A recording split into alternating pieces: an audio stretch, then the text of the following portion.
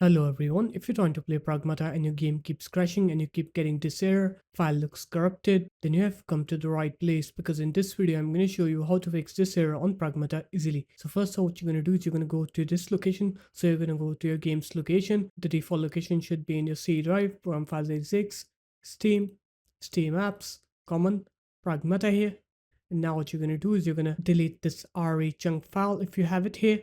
If you don't have it here, then just leave the file as it is. And now what you can do next is you're going to open up Steam. You're going to go to your library. You're going to right click on Pragmata, click on properties, go into install files, and then click verify integrity of game files.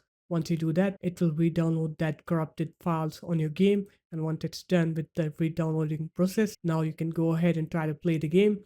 And you'll see that your game will now work. You will not face that file looks corrupted error anymore.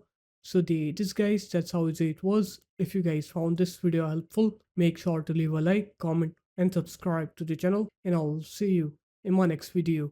Peace.